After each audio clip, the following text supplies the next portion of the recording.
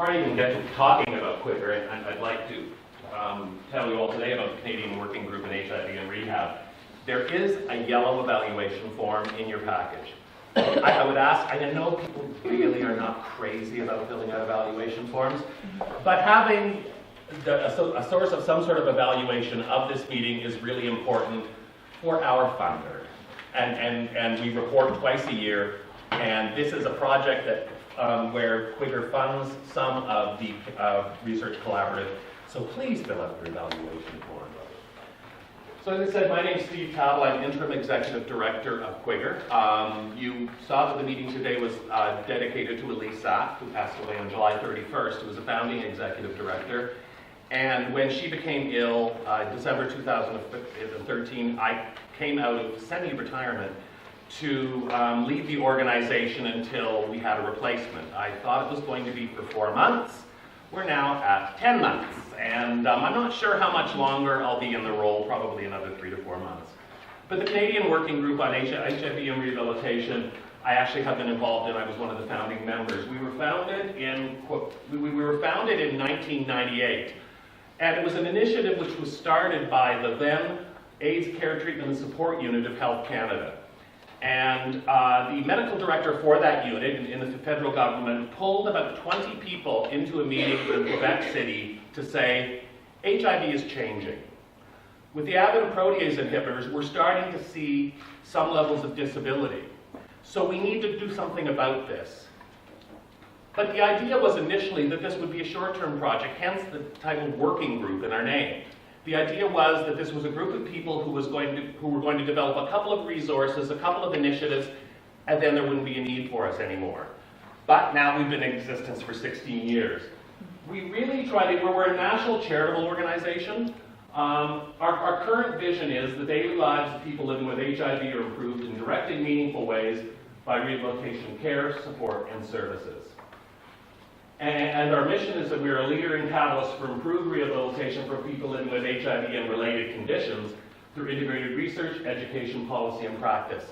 I've underlined the related conditions because it's become more important as the organization has evolved. When we first started in 1998, we were focused completely on HIV. But as we started to expand our work, particularly in the area of labor force participation and income support, which I'll talk about in a minute, we were trying to lobby governments, for example, on something called the Canada Pension Plan Disability Benefit, which is a disability benefit people could go on if they don't have any sort of insurance or work for a level of income support. Not a sufficient level of income support, but a level of income support. In that time, in that plan, when people were on it and comfortable, there were real huge disincentives towards re-entering the workforce because you had to start again with a 17-week waiting period. So people didn't have the benefit of trying to see if it would work. So we started to do some lobbying around this, but we were a small voice. And then the organization started to think, you know, it's just not people with HIV who are having these kinds of issues. It's people with a number of other illnesses, which we now call people experiencing episodic disability. So multiple sclerosis, arthritis, diabetes, mental health, all diseases or disease groupings where you go through periods of great health and periods of not so great health. And so the term episodic disability and the work around episodic disabilities become more and more important in the work that we do, which I'll explain. Kelly, if you could go to the next slide. We just launched our new strategic plan, 2014 to 2017. And we have 3 major pillars in our strategic plan. Access to rehab, HIV and aging, and labor force participation and income support. And each one of these pillars is led by a staff member in the office who generally have, well, there are a few staff that report to those, but also a number of consultants because we bring people in for particular projects. To talk a little bit about them, access to rehabilitation is fairly broad. It includes people actually being able to access rehabilitation when they need it. Following up some of the comments from this morning, cutbacks in funding of healthcare systems are happening across the world. And we're having more and more issues with rehab on an outpatient basis not being funded, where people really, it's really difficult unless you have private insurance to get rehab within the community. But access to, so we have a number, we're in the process of setting up a Canadian network to look at access to rehabilitation. But access to rehabilitation takes a number of other forms too. Interprofessional education. We have an interprofessional education series of 8 learning modules which are now offered in 5 different universities in Canada, from one coast to the other. Because, and I'm not sure if this change has happened in the UK, but in Canada, anybody studying in a health discipline is required to have so many hours of interprofessional education within their program. And so we have managed to partner with 5 of the largest universities in the country to offer this course. It's also available online. It's called Rehabilitation in the Context of HIV. It's also available online on our website. And practicing rehab professionals also can register for that course and do it because it is a complete online course. But also access to rehabilitation includes our e-module for evidence-informed rehabilitation, which is a document which has been in existence for about 10 years, but it's a living document. It's something that we do not produce in hard copy because we have, it is continually being reviewed and updated with new research, with new areas that we need to address. And we have a committee of experts around the country who come in and update these various sections, and we update it online because it's only available online once a year. The most recent version was published in March 2014, and there's a copy of it on all the little USB keys that you got when you registered. Our e-module for evidence-informed rehabilitation is on that USB key. Going to HIV and aging, this of course is becoming an issue as the people first infected are now entering post-50, after 60 years of age.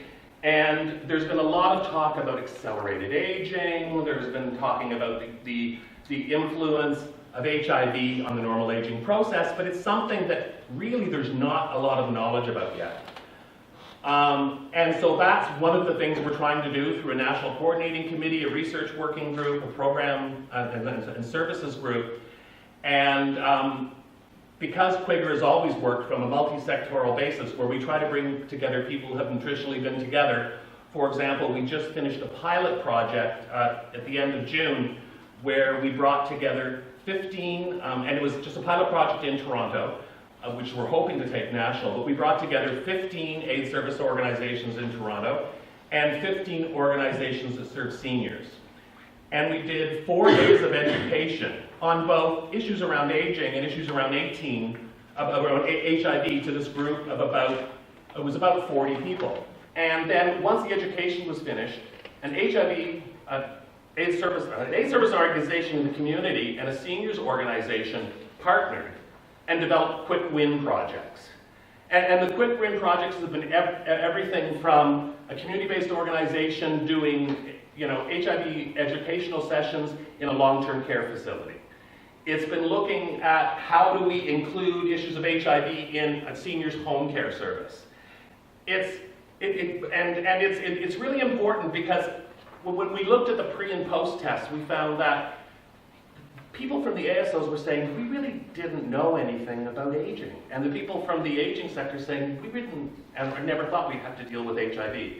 So that's some of our aging work. Labor force participation and income support is the area where we do the most around episodic disabilities. Wendy Porch, who's here with me from CWGHR and will be on a panel this afternoon, leads that pillar. And that's where we do a lot of our episodic disability work. A lot of the work that Wendy does is through an organization she chairs called the Episodic Disabilities Network. And it's made up of the Multiple Sclerosis Society, Disabled Women's Organizations, Mental Health, Hepatitis C. All the organizations that serve people living with episodic disabilities. And has given us, and the group has developed incredible power to influence policy jointly, both nationally and provincially across the country. And having the organizations together has been one of the largest benefits of that. One of the things that has come out of our labor force and income support is that employers when they're thinking about supporting people with episodic disabilities, they're saying, well, the cost of accommodation is going to be really expensive, and we're going to lose all kinds of productivity. So that we found that we were trying to sell this to employers, but we were getting those two answers. So we're very fortunate a large bank in Canada funded us to develop a business case, which looks like this, but is also on the USB key. And it's a business case for actively recruiting and retaining people with episodic disabilities into the workforce. And we were fortunate that in addition to the researchers that we had putting this project together and the staff in the office, that this large bank, I'll name it, the Bank of Nova Scotia, their economists actually produced the business case to say no, there's economic advantages to recruiting and retaining people living with episodic disabilities. And it's a very convincing case.